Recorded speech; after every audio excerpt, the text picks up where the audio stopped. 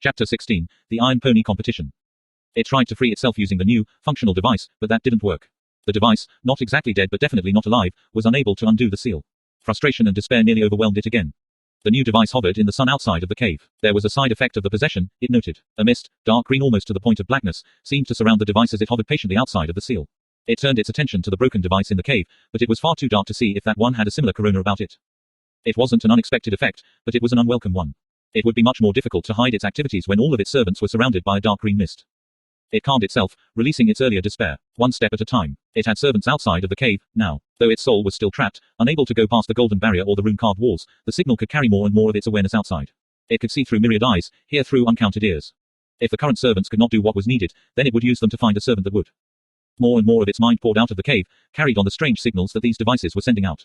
Other than taking them over, it didn't bother trying to move them or have them act. It learned early on that moving them too far away from each other broke the connection between them. The pulse only reached so far.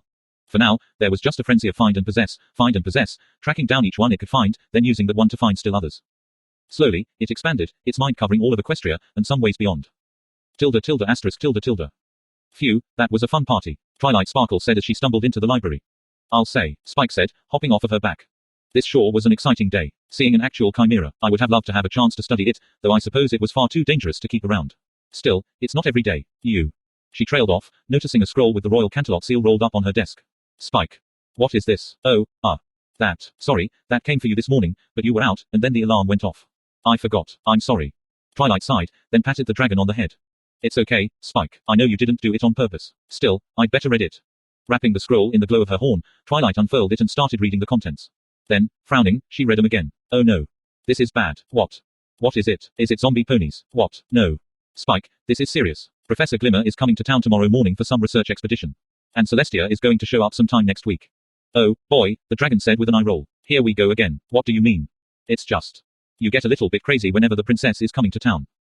I do not, Twilight replied defensively. The little dragon just stared back at her. Okay, maybe a little, but it doesn't matter. Both the professor and the princess can sense what I can about Sunflower.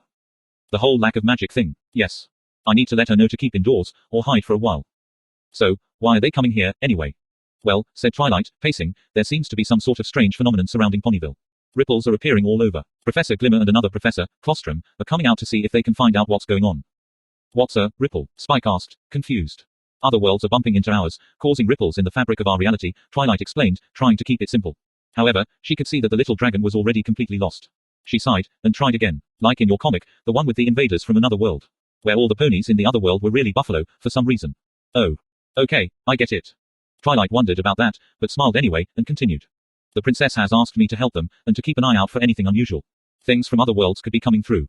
She stopped, and felt a chill run down her spine. Twilight, are you okay? I'm fine, Spike, just a little tired. Why don't you head to bed? I'll be up in a minute. Okay, he replied, looking back with a concerned expression as he walked up the stairs to the bedroom.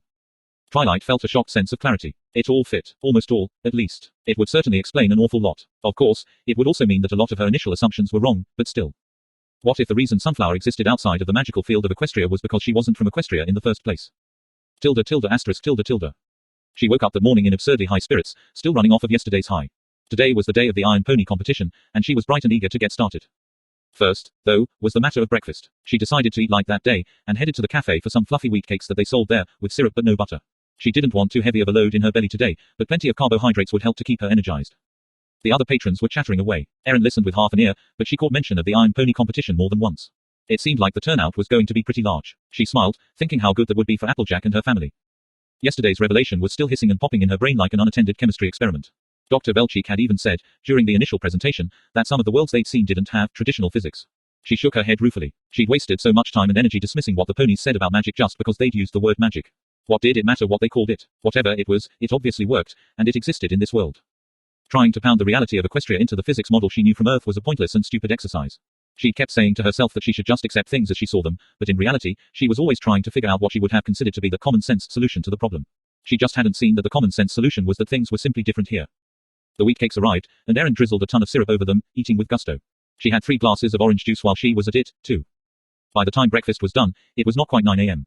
The competition didn't start until 10, which left her plenty of time to get to Sweet Apple Acres for the sign-in. Still, she decided it was better not to dally, so she paid for her breakfast, trotted out the front door, and made her way to Applejack's family farm. ****. Twilight yawned hugely as she left the library. She had spent the night tossing and turning, not sure of what to do. Her suspicions weren't evidence, she knew that. But still, it fit. The questions Sunflower had asked had demonstrated a significant lack of common knowledge. She didn't know much about magic, and was remarkably ignorant on many aspects of pony life. She'd never seen unicorns or Pegasus before coming to Ponyville.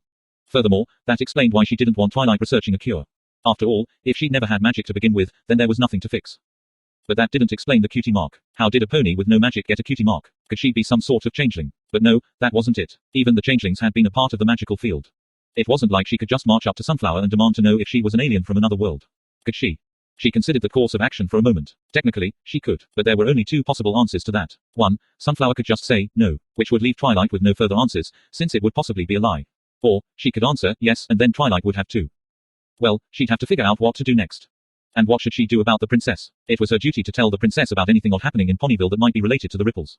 But that would also be betraying Sunflower. But if Sunflower were really from another world, she had a responsibility to tell the princess.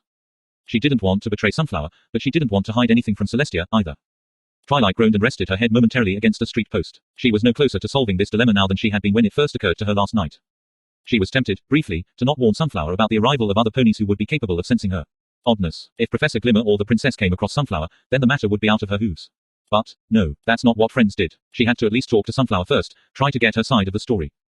Maybe then she could make up her mind on what to do. With a sigh, she headed out towards Sweet Apple Acres and the Iron Pony competition. *****. She came in third place at the barrel weave, due to a nicked barrel. If it hadn't been for that, she would have come in half a second behind Applejack, and a full second before Rainbow Dash. She didn't let it bother her. There were 20 events today, and each of the top 3 competitors for each event got points. 3 points for first, 2 for second, 1 for third. Erin was satisfied for the moment that she was at least on the board. If she could finish the day within striking distance of first place, then taking the win in the running of the leaves tomorrow would give her the overall win. The first Iron Pony competitor across the line would get 3 points, unless she was first overall, in which case she'd get 5. There were nowhere near the number of competitors that Erin had expected for this event. A mere dozen, mostly Earth and Pegasus ponies, with a couple of unicorns thrown in. She knew most of them, at least by face if not by name. Lyra was bouncing excitedly on her hooves with a big grin on her face, waiting for the next event. Junebug was standing next to her, rolling her eyes at the other mare's out-of-control excitement. Rose was also in the event, though the other members of the Panic Trio, as Erin mentally considered them, were rooting for their friend from the stands. Erin saw them waving at a blushing Rose, who was a little downcast after having finished 10th place.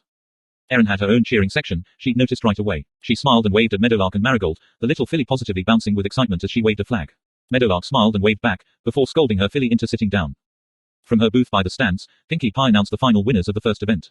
Fluttershy acted as scorekeeper, putting the points up on the board. Pinkie then announced the next event, the Bronco Buck. Apparently, unlike last year, there were no volunteers this year for the bucking contest. Instead, each contestant had a straw dummy lightly tied to his or her back. Erin was slightly taken aback to notice that the dummies were roughly human in shape. The referees wandered around the paddock, keeping a close eye on the contestants and making sure each dummy was strapped on properly, so nobody had any unfair advantage or disadvantage. One of the referees was her co-worker, Lucky, who had actually managed to find a black and white striped shirt to wear. He tipped her a wink as the dummies were strapped on and wished her good luck. First pony to get the dummy off would win. The rules were, no untying the rope, no rolling, no scraping the dummy off. Only a pony's own natural movement counted. Any pony who got the dummy off in an incorrect manner would be disqualified from this event. The whistle blew, the crowd started cheering, and all the ponies started bucking, watched by the careful referees. Erin's strategy was to leap as high as she could, land on her back legs, then plant her front legs and kick as hard as she could in the hopes that the dummy's shifting momentum would tear it off of her back. She smiled in satisfaction when her dummy went flying, but it wasn't fast enough to beat Applejack, who took her second win in a row. The farmer's own dummy was dangling from a nearby tree. Rainbow Dash took third, using an odd, vibrating tactic. That left Rainbow and Erin tied at second place, but gave a widening lead to Applejack. I don't get it, Rainbow Dash said to AJ after the event was over. I totally beat you on that one last year. What gives? Last year we had a live rider, Ivan you'll recall, she replied. I took it a mite easy, cause I didn't want to hurt Spike. Well, you got lucky twice, AJ, Rainbow replied. Don't expect it to keep going that way. I sorta do, Rainbow, Applejack replied smugly. Y'all remember last year's competition? Yeah. Did y'all do any special training for it? Nah, just my usual training every day, which is plenty, Rainbow said smugly. Well, I didn't do no training, either. Last year, that is. But this year was the Equestria Rodeo competition. So, I trained my tail off there that. And I never stopped afterwards. Applejack grinned at Rainbow's sudden look of dread. Y'all are gonna have to step up your game a bit, Rainbow. Yeah. Well, so are you, Rainbow Dash replied. AJ just chuckled and punched her lightly in the shoulder with a hoof. They walked side by side to the next event, still bickering. Erin walked behind them with a smile. It went on like that for a few more events. Typically, AJ, Rainbow and Erin were in the top 3, but there were a few that broke the pattern. For the ball balance competition, Rainbow finished first, but a unicorn named Sparkler finished second, with Erin in 5th and Applejack finishing 7th.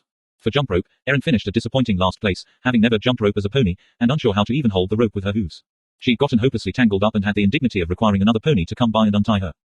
Surprisingly, first place for the jump rope competition went to a Pegasus named Blossomforth. Rainbow muttered darkly about the other Pegasus, freaky flexibility, and grumbled about her second place finish. One event that particularly interested Erin was the hoof wrestle, where ponies went one-on-one. Erin beat out Rainbow Dash, much to the latter's obvious discontent. Rainbow had to go up against Applejack's defeated opponent to see who would win third place, which meant that Erin would have to go one-on-one with the heavily muscled farm pony herself. As they approached each other, AJ gave her a wide grin. "Now, don't be thinking I'm gonna go easy on ya, Sugar Cube," she said, pushing her hat back on her head.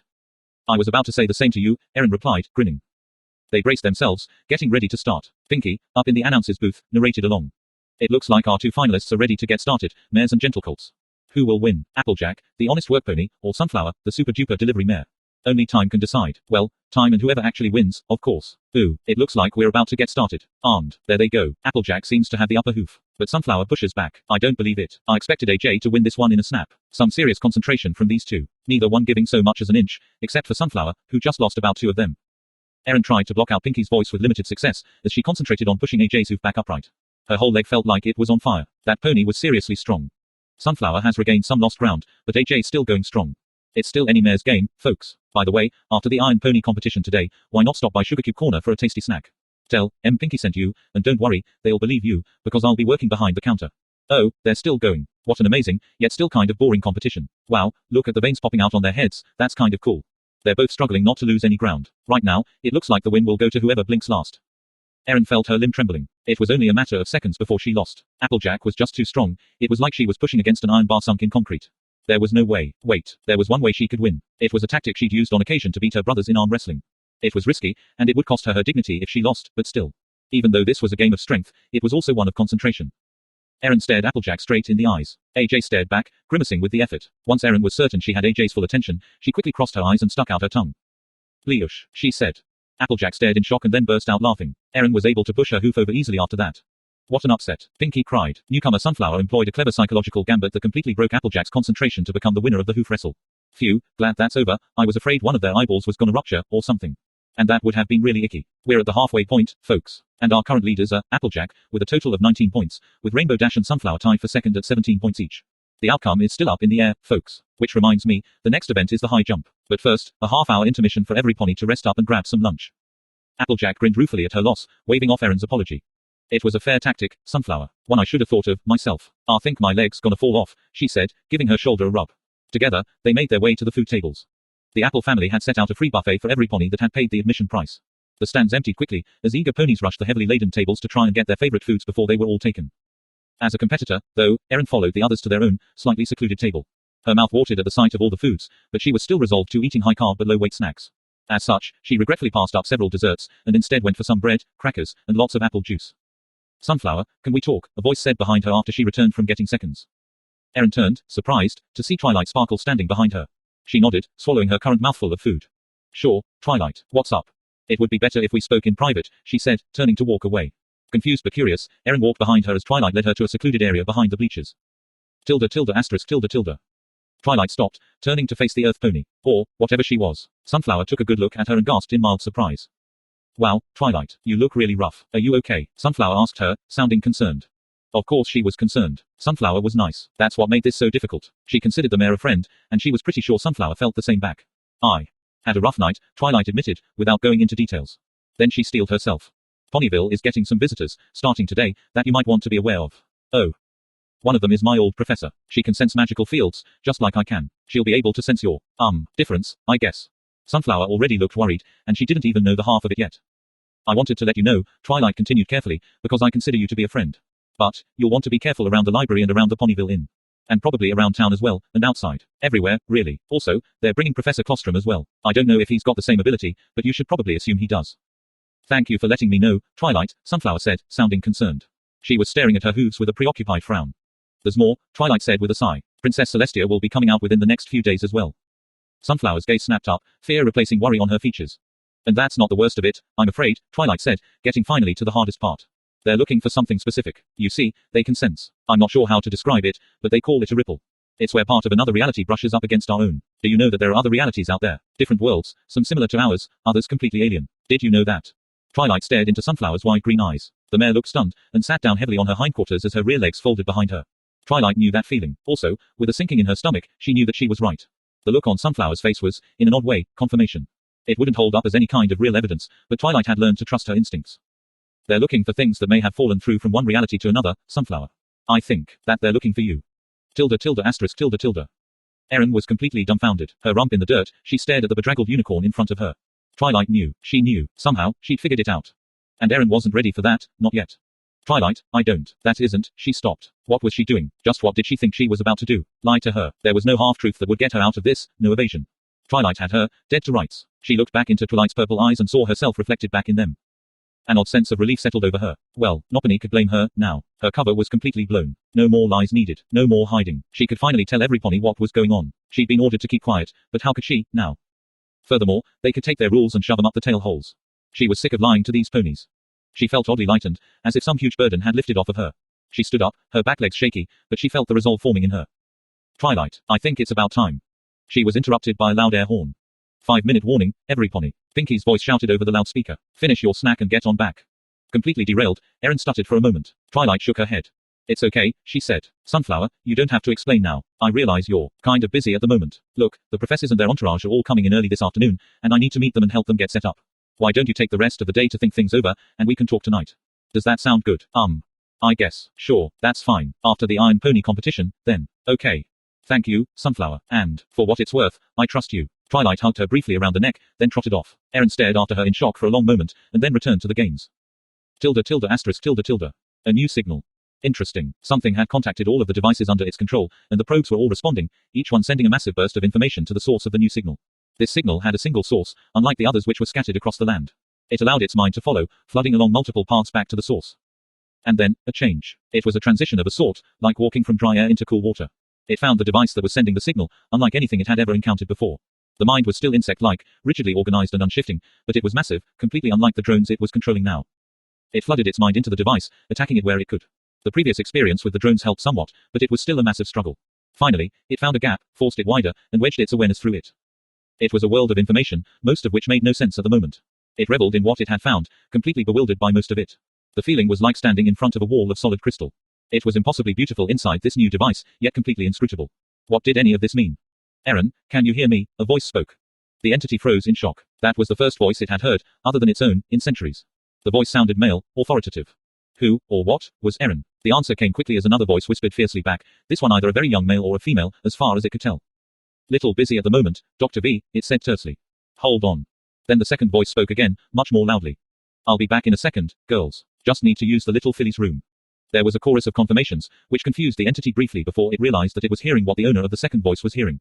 There was the sound of trotting, then the opening and shutting of a wooden door. It listened intently. Okay, I can talk now, Doctor. Listen, we may have. Hold on, Erin, I've just been informed of a problem.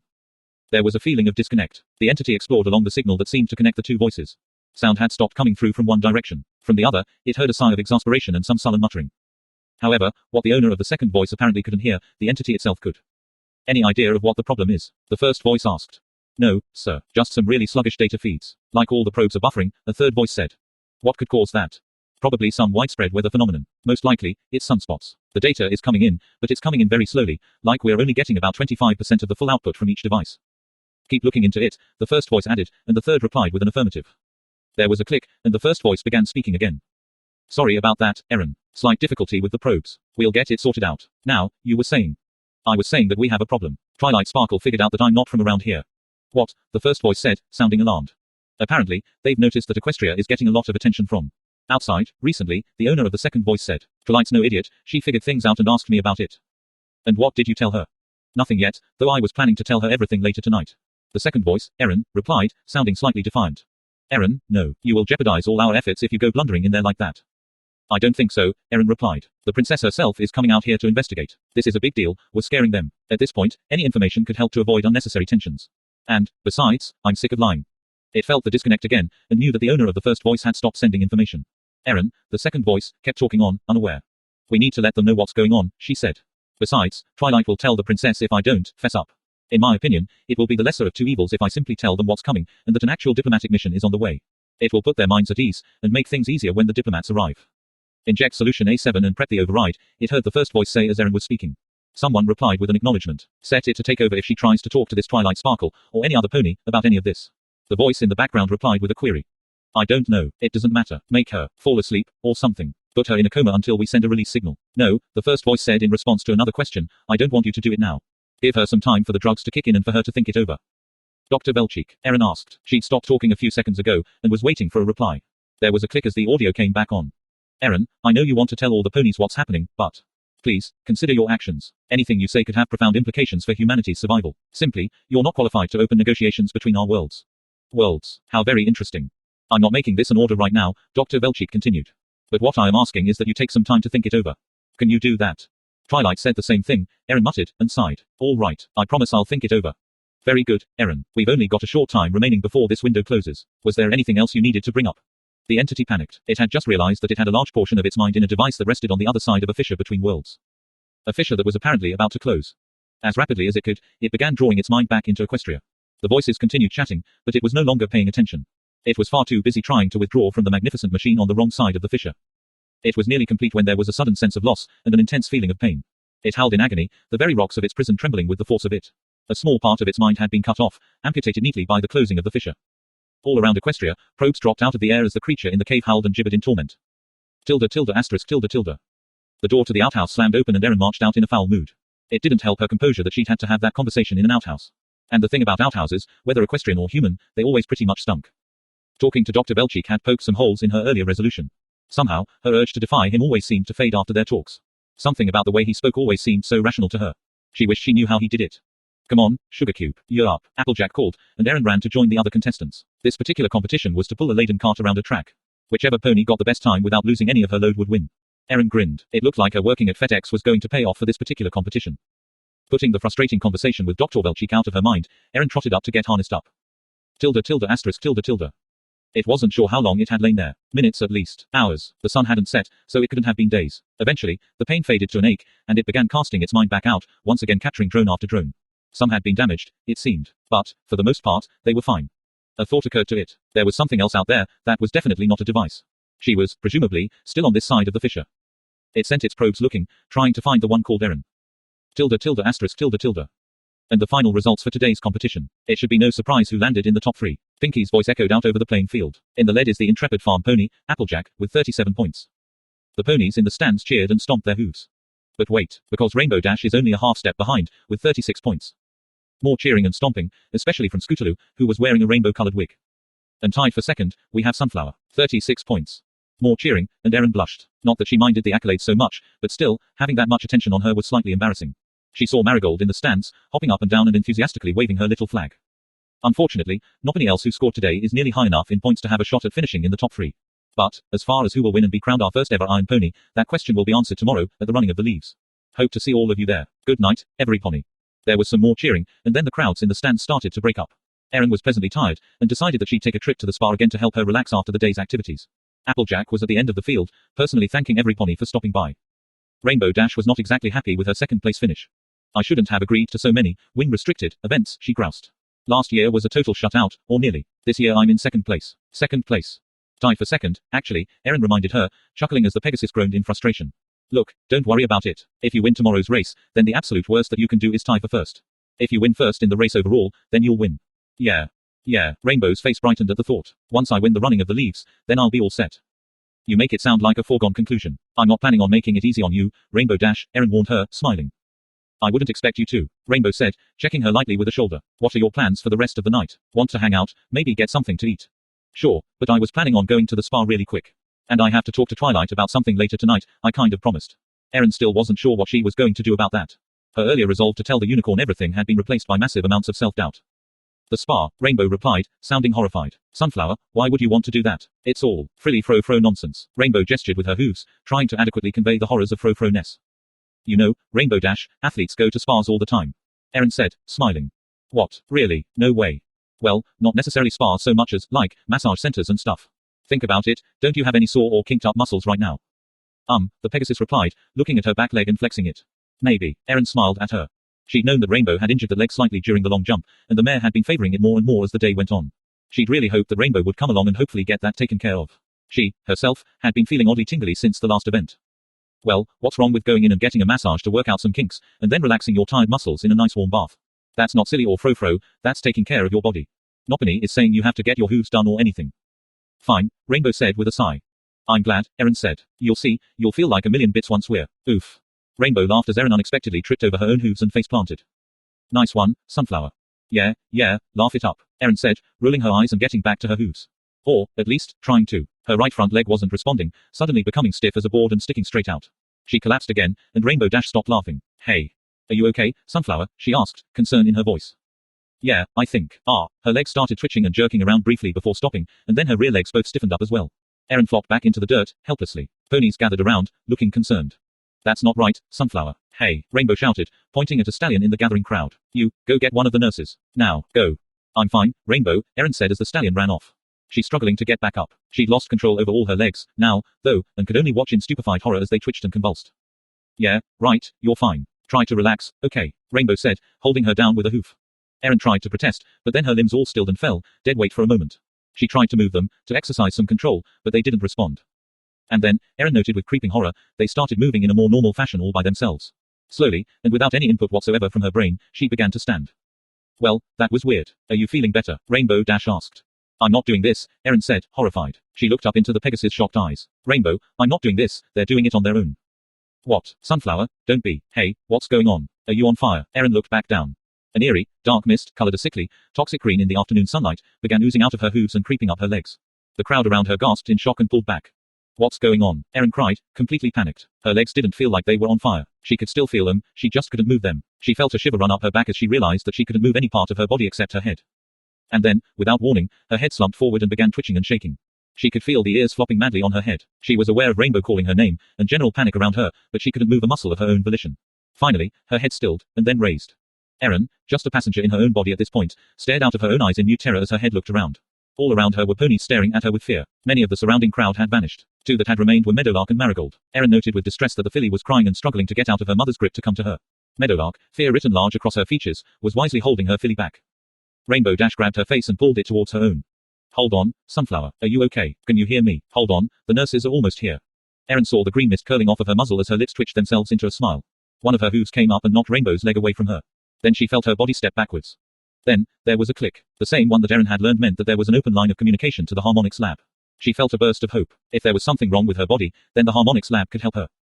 But the voice she heard coming over the line chilled and terrified her. Oddly echoing, as if there were one main voice being repeated by dozens of other, smaller voices. And the voice that only she could hear said, well, hello there, my little pony. And, oh, my goodness, what interesting things you have in your head. Chapter 17, Running Through the Darkness. She could feel her heart hammering in her chest, she could feel the sweat drying on her body. She felt the ground under her hooves and the breeze in her mane. She could see out of her eyes and hear out of her ears. But she couldn't do anything. The whatever it was in her head spoke, using the implanted receivers in her ears. Oh, this is magnificent. All these sensations I've forgotten. I have to thank you, I haven't felt like this for. What year is it? Oh, never mind. You can't talk right now, can you?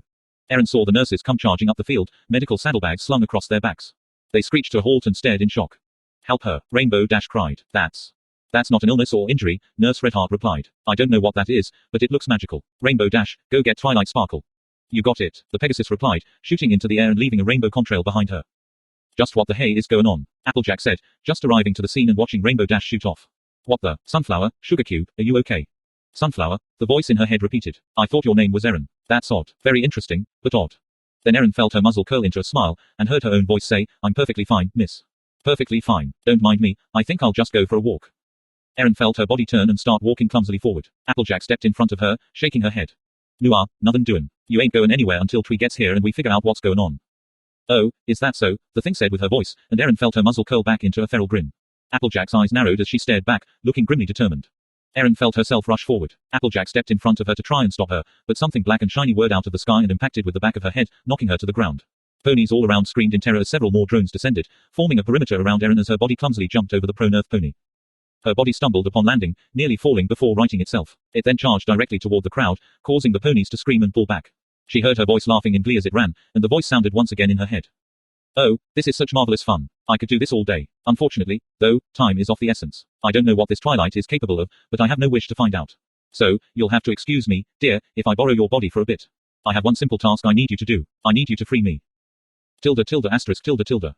Oh, Twilight, this is lovely, Professor Glimmer said, stepping into the library. Twilight smiled back. Thank you, Professor. Having such an extensive library at my disposal was one of the key reasons I love living here in Ponyville.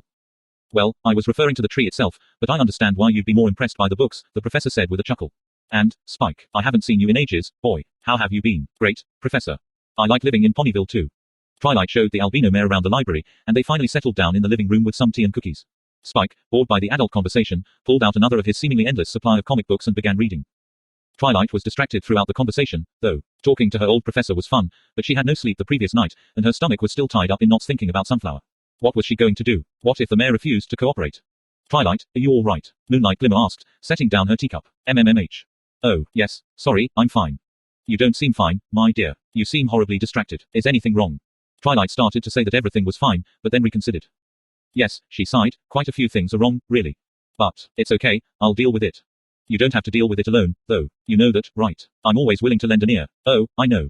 It's just, this particular thing can't be solved that way. It's between me and somebody else, and I'm basically waiting on them to make a decision. Oh. My goodness, Twilight, could it be? Moonlight Glimmer asked, leaning forward with her eyes sparkling. Are you in love? Twilight spit out her tea in shock while Spike goggled at the two of them over the top of his comic book. What? No. No, of course not. And, it's a mare I'm concerned about, not a stallion. Nothing wrong with that, dear, as long as you're in love. Twilight sputtered with incoherent shock until Moonlight Glimmer reached out and patted her with a hoof. I'm just teasing, dear. Don't take everything so seriously. Twilight grimaced. She wasn't in much of a laughing mood, but the shock had at least shifted her out of her melancholy mood. Do you think Professor Clostrom will be okay at the inn? She asked, trying to change the subject. Oh, yes, the poor dear was absolutely frigid after the flight. He had himself a hot toddy and retired to bed to warm up and get some rest. He'll be as right as rain tomorrow. Well, I'm glad you got all settled in. Would you like me to show you? Twilight was cut off as Rainbow Dash burst through her front door, frantically calling her name.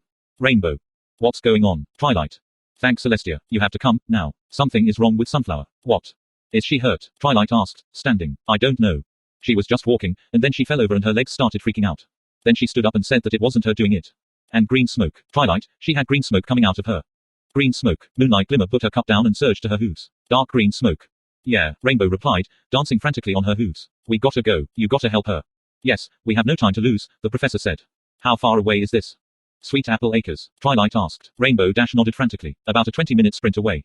We'd better fly, then. Come on, Moonlight said, leading the way out the library door and to the inn.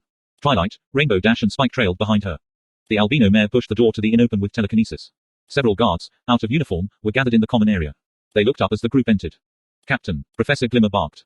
Yes, ma'am, a sturdy grey Pegasus said, bolting to his hooves. I need your two fastest flyers outside and hitched up to the royal carriage, and I need it 5 minutes ago.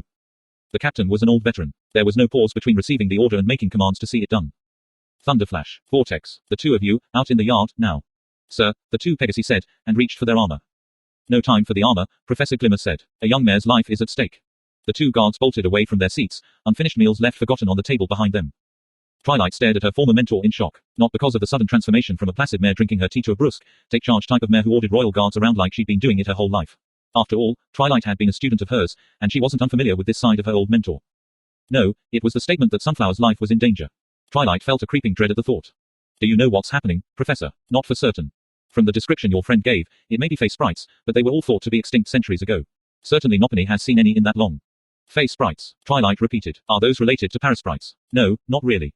Though, there are some similarities in behavior. Come, Twilight, let's see how our ride is shaping up. I'll explain on the way. Tilde tilde asterisk tilde tilde. Erin, or rather her body, ran at a full-out sprint. Her lungs pumped like bellows, her hooves pounded the ground. Whatever it was that was controlling her body was getting better at it, less clumsy. She'd already fallen several times during this run. Each time she fell, she hoped she'd break something or get knocked unconscious. Anything that would stop her from running farther from help. Desperately, she clawed at her own body with her mind, trying to regain control. Nothing she did worked in the slightest. Such a lovely countryside, don't you think, Erin? Or Sunflower? Maybe I should call you Erinflower. Would you like that? The voice said, then giggled. Erin, of course, didn't answer. She was merely a passenger in her own body at this time, watching in despair as the land rushed by, horrified at the sound of the voice in her head. She'd never in her life felt more helpless. I am sorry about this. I really am. The voice continued. Desperate times, and all that. Believe me, if there was any other way, I would have taken it. Do you know, you're the first person I've talked to in I don't know how long. Her body jumped smoothly over a fallen log and landed with barely a stumble. Erin saw that they were making quickly towards the everfree forest. Maybe they'd bump into the Chimera again. She should be so lucky. Fairly quickly, they crossed the threshold into the forest, and Erin quickly decided that the reputation for spookiness wasn't unearned. The plant life here was lush and overgrown in a way she'd never seen before in Equestria, reminding her a little of an Amazonian rainforest. I don't mean to sound crass, my dear, but your body is simply magnificent. I knew Earth ponies were strong and fast, but this is incredible. Though, you seem oddly lacking in magical abilities. Did you know that? It went on like that for what seemed like forever. Erin's body ran, growing more and more fatigued as time went by, while the creature controlling her babbled inanely in the background. You know, this is boring. And frustrating. I mean, it's lovely running around and such, but I finally have someone to talk to, and she can't talk back. Hold on a moment, let's see what I can do. She felt a knot tingling in her head, and then in her throat. There. I think that should do it. Try talking, now. Who are you? Erin gasped. What are you? And get out of my body. Again, I apologize. But, no, you're stuck with me until I am freed, you see. As for who I am, well, that's a clever question, isn't it? Names are power, and, I'm sorry, but I prefer not to give you that power. For now, just call me, Swarm. The strange voice giggled again. What do you want from me? Erin managed. Her breath was short, and her lungs burned badly. She'd never run this fast or this far before. Her hooves were aching and her legs felt ready to fall off, yet they continued to pound across the ground relentlessly.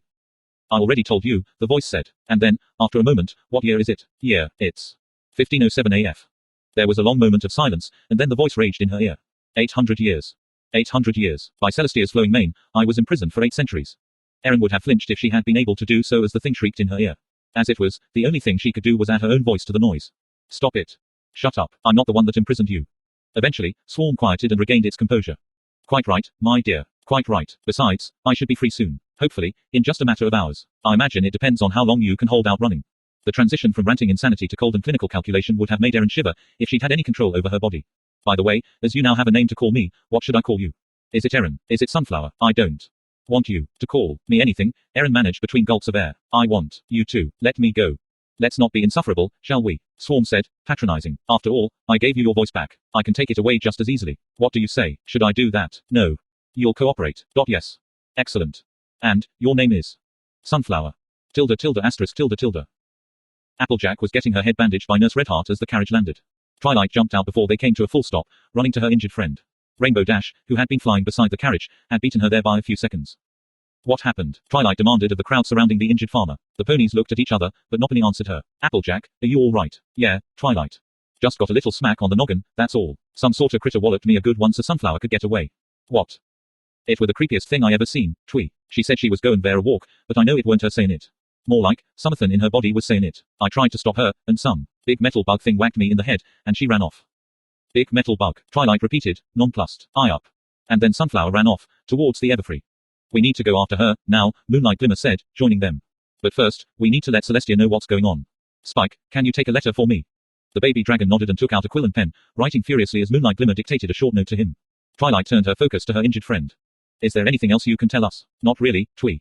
Except she had some sort of greenish-black smoke haze hanging around her. It was the weirdest thing. There was a burst of flame, and the professor's note was whisked away to Canterlot. Moonlight Glimmer turned back to Twilight. We should go, immediately, she said. Miss Applejack, element of honesty, I believe. Applejack nodded, then grimaced and held her hoof gingerly to the back of her head. Do you feel fit in joining us in the carriage? We may need your help to secure your friend. She'll fight us if we catch her. She won't want to, but she will. You bet your horseshoes, I'm coming with ya, Applejack said, standing unsteadily. Let me just get my rope. I'd rather tie her up than knock her out, if it comes to that. Agreed, the professor said. Twilight was a little envious. She'd taken over the situation so effortlessly, and Twilight herself was feeling a little useless. She wasn't used to that, seeing how she was the one who usually organized things. Applejack staggered away, returning shortly with a length of sturdy hempen rope coiled around one shoulder. I'm ready. Let's get. The land-bound mares, along with Spike, piled into the carriage while Rainbow Dash hovered impatiently at one side. Then, heading in the direction that Applejack indicated, they flew off as fast as the Pegasus' wings could take them. Tilde tilde asterisk tilde tilde. She began hunting the Fae swarms then, Swarm said, and I doubt I would have been an exception. So, of course, I took steps. I made myself a cozy little shelter far, far away. I inscribed it with every protective rune known, and powered it using the life force of the very life outside the cave. It was a perfect defense. Nobody could come close to it without the very lives being sapped to further protect me. I don't think Celestia herself could have broken me out of that cave. Not without knowing how to disable the shield at the entrance. Swarm seemed proud of himself. He'd been gabbling on for what seemed like hours as Erin ran. The agony was unbearable, but she literally couldn't complain. When she tried, Swarm had simply taken her voice away again. So, there I was, safe as houses inside my little bunker. The plan was, I would stay in there for a few years. Celestia would hunt down all the Fae swarms, and I would be safe and undetected in my cave. But I did one foolish thing. Can you guess what that is? Aching hooves pounding along the dark ground, Erin wouldn't have replied even if she could have. Why, I locked myself inside, with the key on the outside. Can you believe that? Such a foolish mistake. And that's why I need you, my dear. You're my new key. You must let me out of my sanctuary. There were a few minutes of silence, a pregnant pause, as if Swarm expected her to be able to reply somehow. Then the creature sighed, and Erin's body came to a stop beside a small stream. I suppose this is as good a place as any to rest, Swarm said. Keep in mind, though, that I will take control again if you do anything other than rest. Erin found that she could once again control her body. She groaned and collapsed to the forest floor, panting heavily. She could only lay there, shuddering, for a few minutes, gasping in pain as her legs cramped up. You can relax. I'll keep a watch out, Swarm said, and dozens of drones shot off from the group to patrol the forest. Erin watched them with an unconcerned eye. She didn't really care whatever else this thing was doing. Right now, she was in incredible agony. Eventually, the cramps died down enough for her to be able to wedge herself up into a semi-standing position. Hauling with her front legs, she managed to pull herself to the stream, plunging her head in and drinking heavily. The cold water shocked her system, and she vomited. Groaning, she lay down in the mud, not caring at all about the filth in her coat and mane. After a few minutes, she felt recovered enough to try again, drinking more cautiously this time. The water stayed down, though it chilled her to the bone. Shivering, she flopped back down on the riverbank and tried to think of a way out of this. There had to be some way to stop Swarm from resuming control.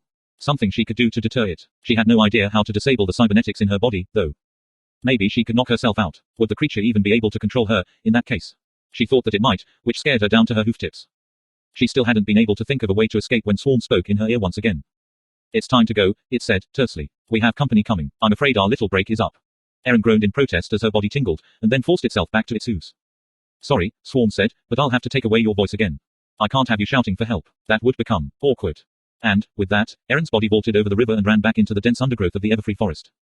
Tilde tilde asterisk tilde tilde.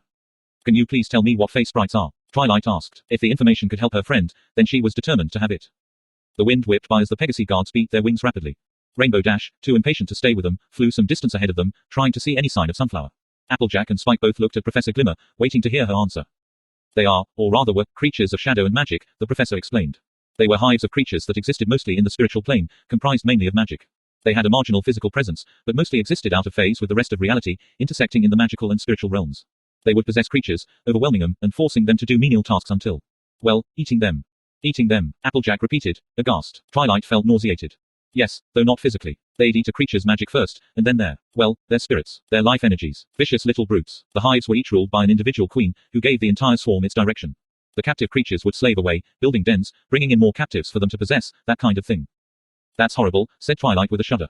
And that's why they were hunted to extinction. There was a village, called Heartstone Ridge, that vanished overnight, taken by a particularly large swarm. Celestia decided then to wipe them off the face of Equestria.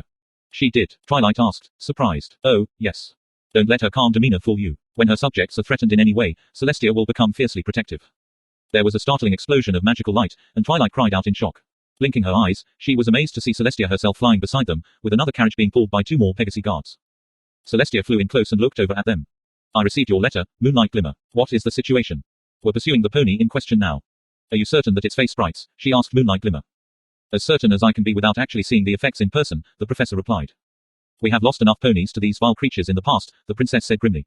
I will not allow them to resurface after all this time. They must be destroyed. Princess, what about Sunflower? Twilight asked hesitantly. Can you free her?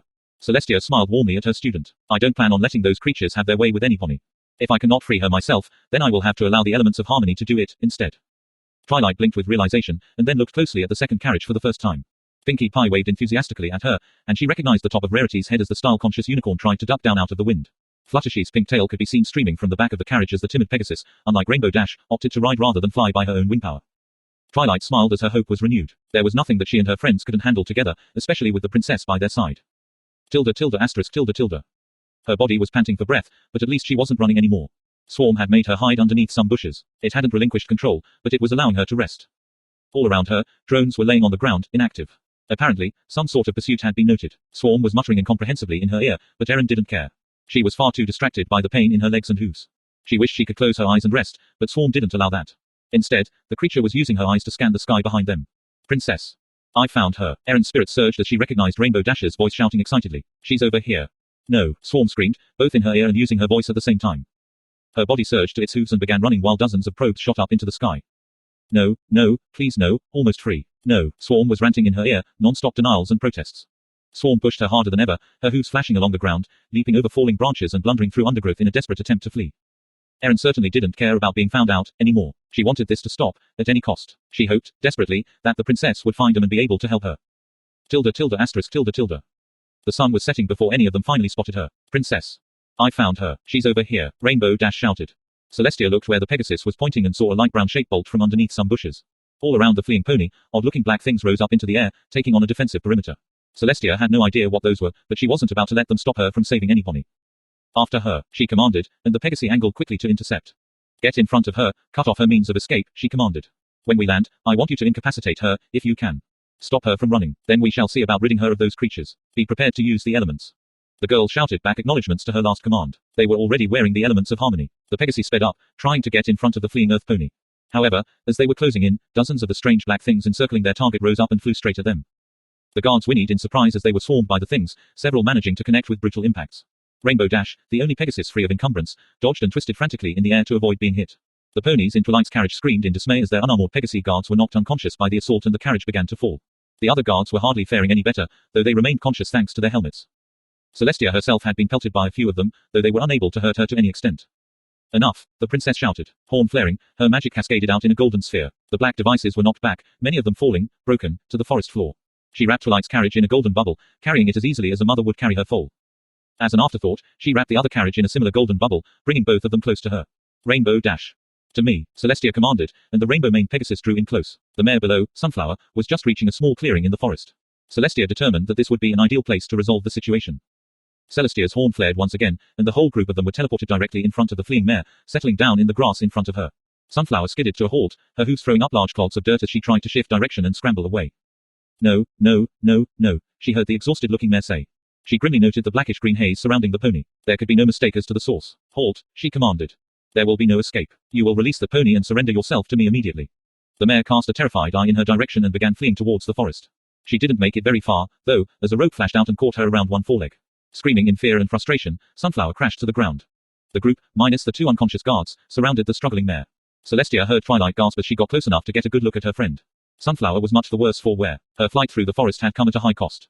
Blood streaked her coat from numerous gashes from thorns and branches. Dirt, leaves and other debris were matted into her coat and mane, and her tail had so many twigs and small branches in it that she seemed to be dragging a small bush behind her. A large bruise covered half of the mare's face, swollen and painful looking. Worst of all, her hooves were cracked and broken, blood and muck caking them. The face sprites had forced her to run on, even in that condition. Celestia's resolve, already firm, hardened even farther. The creature that had done this had no right to exist. Please, please, please, no, Celestia, please, the creature possessing the pony gibbered. Release her, Celestia commanded. I will not ask again. If you do not, you will be pulled out of her by force and exterminated like the vermin you are, Fire Sprite. I'm not. Celestia, no, it's me. Don't you recognize me? I'm not on a first-name basis with any face sprites. Your tricks will gain you nothing. No, it's me. Please, don't kill me, Celestia. I only wanted to serve you. To live forever, so that I could serve you. Absurd. I'd never accept your kind as a servant. I'm not a face sprite. It's me. It's been 800 years, but please, tell me you still remember me. 800. I was your student. I was your friend. I am Malachite. Please, princess, remember that. That is impossible. Malachite died centuries ago. No. I told you then, I had found a way to live forever. Remember, immortality for regular ponies. You wouldn't have to be alone anymore. You forbade me from continuing my research, but the loss of your sister. I knew it pained you so. But, through my research, there was a way for ponies to stay with you. You wouldn't have to be alone anymore. Malachite. Sun's mercy, it is you. Stunned by this turn of events, Celestia took a step back, staring at the bedraggled creature in front of her. A pony she'd thought long dead had come back. How? I found a swarm, Celestia. I used spells of my own devising, and I destroyed the queen, leaving the hive intact. Then, using the forbidden arts, I separated my soul from my body and merged the hive with me. I control it, now. My mind lives on, immortal and endless. My body died, but I can take another. As I took this mare. Please, Celestia, I only wanted to serve you. Serve me. By bonding yourself with this monstrosity. My dear Malachite, no. I would never accept such a thing. You should know that. What you have, it isn't life. It's stealing the lives of others, like the face sprites themselves. You must release her, Malachite. Release her, and surrender yourself to me. No. You'll destroy me, like you did the face sprites. I don't want to die, Celestia. That's why I hid all these years. Please. I am so very sorry, my dear student. It breaks my heart to do this, but if you will not release her, then I shall have to force you. The possessed pony on the ground suddenly lost its fear, and looked into Celestia's eyes with a serene expression. I can stop her heart, you know, Malachite said, sounding oddly calm. In a way, she's the perfect hostage. I can break her in any number of ways. Why not let me go? I promise to release her once I find a more suitable body. I can't allow that. You know that. I know. But if I'm to die, then I'm having some company. So, what shall it be? If I see your horn so much as glow, I will end her life. Very well. I shall not do anything. Girls. Malachite blinked at her in confusion, not seeing the glow from behind before it was too late. Gasping, he jerked Sunflower's head around, having time to scream one last no, before the rainbow light of the elements of harmony washed over both him and his prisoner. The rainbow flared, bathing the surrounding woods with pure, white light. Celestia was the only one who could still see, her eyes capable of staring into the sun itself. She saw the green haze ripped and shredded away from the young mare's prone body. The light faded. Twilight Sparkle and her friends returned to the earth as the elements lost their power. Celestia, concerned, stepped forward towards the mare lying in the grass before her. With relief, she noted that her chest was moving rhythmically. Sunflower was still alive, and, judging by the lack of mist, she was free. Tilde tilde asterisk tilde tilde. No, Erin's voice screamed. She, herself, was far too exhausted to be frightened as a rainbow of light rushed towards her. The light washed over her, filling her with an oddly warm sense of peace and comfort. And pain, but she realized that the pain was external. Swarm, or Malachite, whatever it was called, was being forced out of her. The process hurt, more than she would have expected. Her scream echoed with her possesses for a brief moment. And then, the pain was gone, and only the warmth remained. Erin felt herself collapse to the ground as the light faded. For a minute, she didn't even try to move, content to just lay there. She tried to move her legs, and was overjoyed when she could do so very easily. Staggering slightly, she tried to stand. Her injuries seemed to be healed, but her strength was badly sapped. She also felt very dehydrated. Still, being in control of her own body was a wonderfully euphoric experience for her, now. It took her a few tries, but she finally managed to raise herself to her hooves, standing shakily. She glanced up, and looked into the eyes of Princess Celestia herself, who was standing directly in front of her. Erin's breath caught in her throat. The statue hadn't done her justice, not even slightly. The princess towered above her, tall and graceful. Her wings, slightly flared out at the moment, were a dazzling white, with just a hint of rose color at the tips of her feathers. Spiraling out of her head was a horn, shifting with colors like mother of pearl. Her mane and tail flowed on a wind that Erin couldn't feel, encompassing all colors of the rainbow. And the princess glowed in the evening light, a soft white light seeming to emanate from her. But all of that, as beautiful and awe-inspiring as that was not what caused her breath to catch. It was Celestia's eyes that caught her. They say that the eyes are the windows to the soul. What Erin could see in Celestia's gaze was a deep and abiding compassion and concern. Sadness, gained through years of sacrifice and loss, echoed by the wisdom one gained from those experiences. And a core of loneliness, balanced by the strength that allowed her to continue on. Erin no longer doubted that Celestia had lived for centuries. She was in the presence of more than just royalty. Celestia was a goddess. Erin had no doubt of that. Are you quite well? Celestia asked her. Erin, stuttering, tried to assure her that she was. Why yes, your majesty. I'm just a little tired, that's all. Thank you. Celestia nodded. I am glad. Even though you are not one of my little ponies, I am glad that you are safe. But I have to wonder, what are you, really? What other world did you come from? Erin heard a gasp of surprise behind her and glanced back. Twilight looked sad, hearing her suspicions confirmed. Various expressions ranging from surprise to stunned confusion ranged across the faces of her friends. A strange white mare that Erin didn't recognize looked at her with clinical interest. Wait, Spike said. Are you saying Sunflower is an alien? I must have hit my head harder than I thought, Applejack muttered. This isn't the appropriate time or place for questioning you, Celestia said. You've just been through a harrowing ordeal. We will return to Ponyville so that you may rest and recover. But, naturally, I am concerned for the well-being of my ponies. Once you have rested, would you be willing to answer a few questions to put my mind at ease? Erin's mind reeled. She should have been more prepared for this. She was speechless as she found herself thrust into the very situation that Dr. Velchik had so desperately wanted her to avoid. But, still, Erin was sick of the lies. And now, she was being asked by a goddess, one who had just saved her from a nightmarish situation, to answer a few questions. A princess with the saddest, strongest, kindest eyes she'd ever seen. Erin didn't even have to think about it to make her decision. I'd like to tell you everything, princess, she began. You see, I'm. With a horrifyingly familiar sensation, Erin felt her whole body lock up. She panicked in the depths of her head. Was Malachite back? Was she being possessed again? Erin watched as Celestia's eyes flashed with concern, and she heard several ponies behind her call out her name, but she was already tumbling forward as her eyes dimmed. She was unconscious before she hit the ground. Tilde tilde asterisk tilde tilde. The light burned him as he fled, pulling his mind back along the signal as quickly as he could. But not fast enough. The edges of his mind and soul were being burned to ashes by the lights of the elements of harmony. Malachite felt nothing but fear, now. A few of the remaining drones under his possession exploded in a shower of sparks as the light chased his mind. He released the rest as he fled, hoping to spare at least a few of them. Soon, he'd managed to pull his mind back into his cave. His prison, his sanctuary, the place he'd built to protect himself from Celestia's wrath against the face sprites. The lights of the elements washed over the cave, and the golden shield at the entrance flared brightly. The runes on the cave walls glowed with a sickly light. Malachite couldn't see outside, but he knew that the ring of unlife around the cave was expanding, as the runes he'd carved into his prison drew in more and more of the surrounding life force in order to keep him safe. Finally, the light stopped. The glow in the cave dimmed. He was safe, once again. Secure, once again. Trapped. Once again.